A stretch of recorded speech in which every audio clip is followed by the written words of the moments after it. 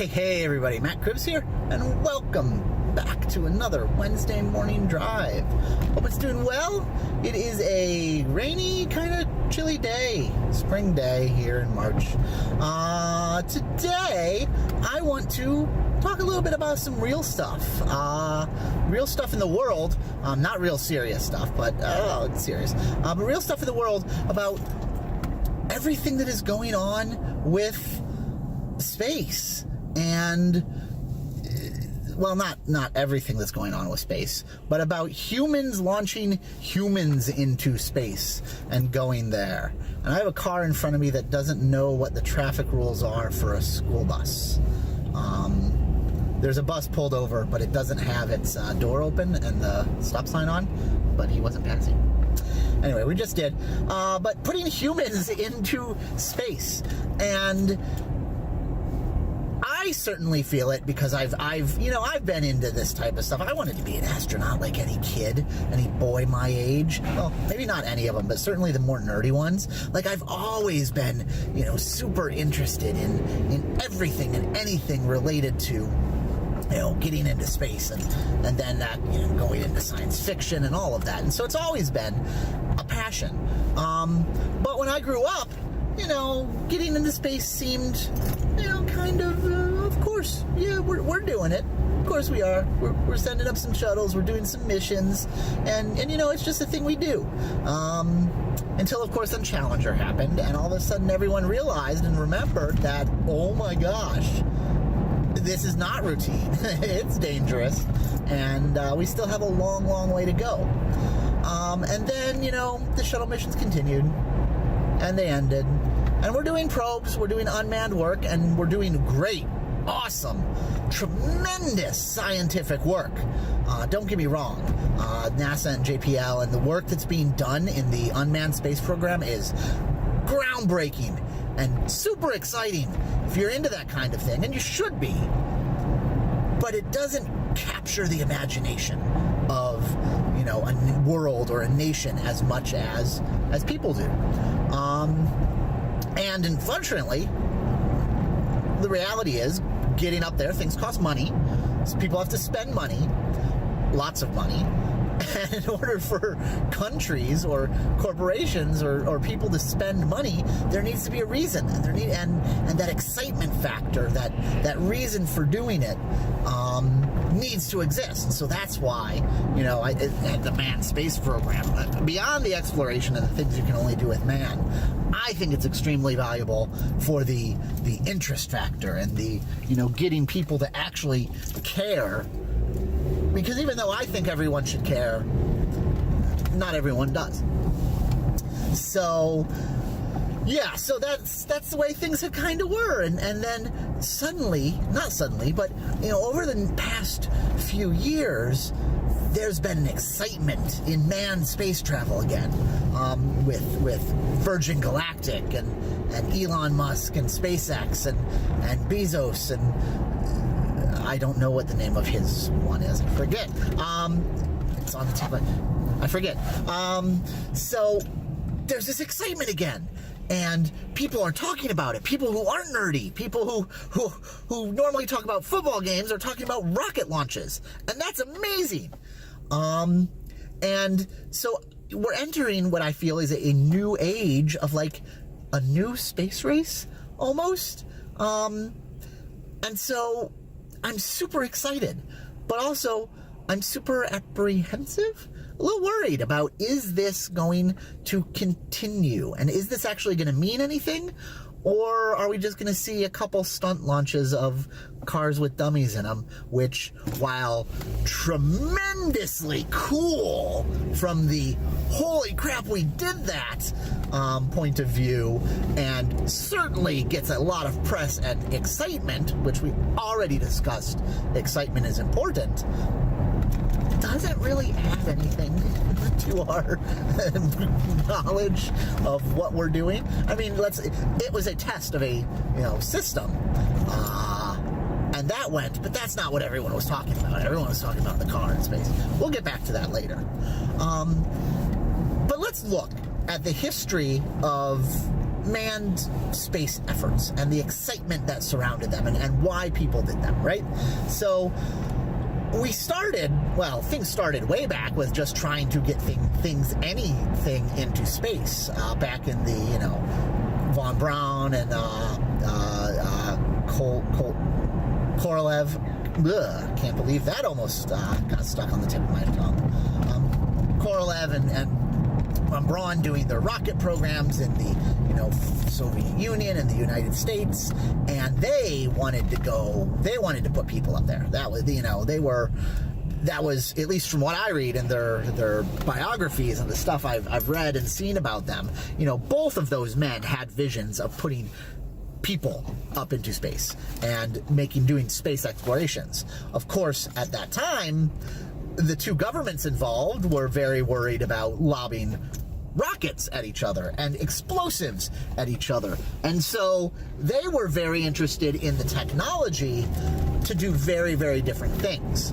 And they got funding to do the thing the military wants to do. You know, it was post-World War II. We were two emerging superpowers. Things were kind of tense. We wanted to make sure we could, you know, not get blown up.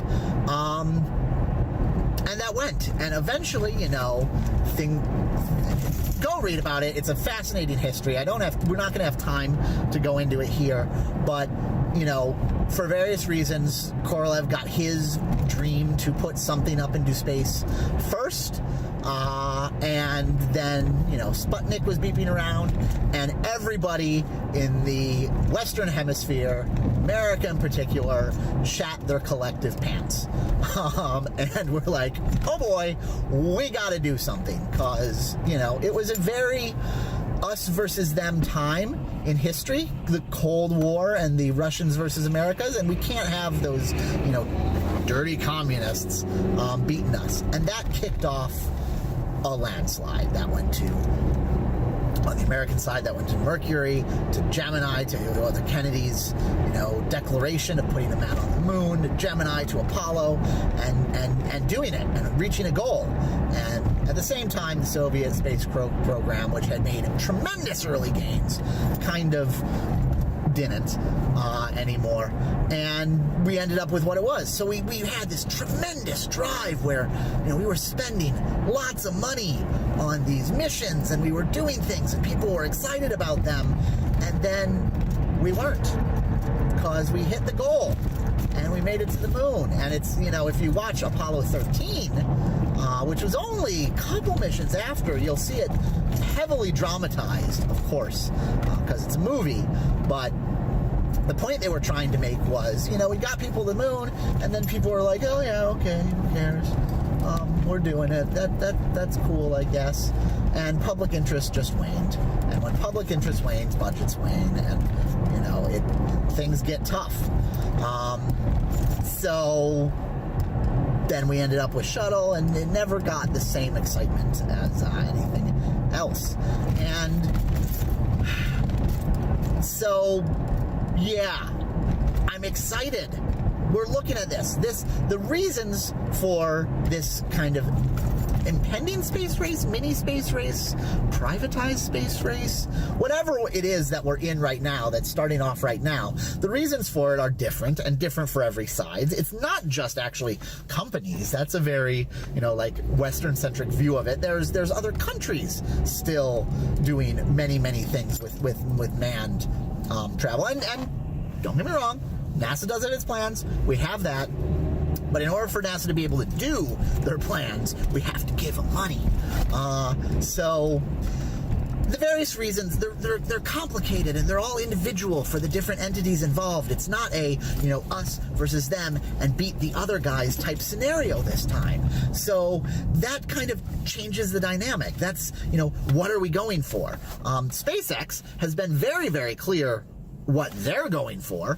It is, you know, Mars. They want a Mars colony and do that. And that's good and bad for a goal. It's good because it's going to take a long, long time to get there. So there's a lot of interest and things baked into that proposition. That's a far future time frame. It's bad because human attention spans are short, and, you know, it's going to take a long time to get there, like we just said. And are we going to pay attention? And are we going to, is there going to be support for this type of thing? Boil it down, is SpaceX going to continue to have enough money to be able to do things, to get enough money that's going to be able to fund long-term, very, very expensive projects that aren't going to make money for a long, long time? That type of thing, spending lots of money on things that aren't going to make money for a long, long time, not something corporations and capitalism are very good at. We're very good at spending a little bit of money to make money soon, but not very good at that long-term thinking. So, yeah, very going to be interesting what happens with that, and if we can keep this momentum going, and if it is just, a passing interest or an ego thing for these, companies involved and titans of industry, and is this going to be something that's a flash in the pan of, early privatized space efforts, or is it going to evolve into something that lasts? And that's what I think only time will tell. But that is one thing why I think these media stunts, like Spaceman, are extremely valuable. Because while the longer term and more valuable work is dry and something that doesn't really light the passions of the public, the stunts do. And I think acknowledging that and doing these types of things to keep the interest level there and to keep the eyes on the, eyes on the prize, eyes on the activity is a tremendously important thing. And I guess it's, marketing, if you will. So it's an exciting time, definitely, to be watching all of this and to see it happening. I'm super thrilled. I'm super pumped. And we'll be keeping an eye out. And we'll be talking about things that happen, both, on the private side, on the public side, U.S. and foreign, and anything, that I have something to say about on that. We'll be following how this evolves. So until then, we'll be playing games to pretend we're out there, and looking at what we're doing. Enjoy. I'll talk to you later. Bye.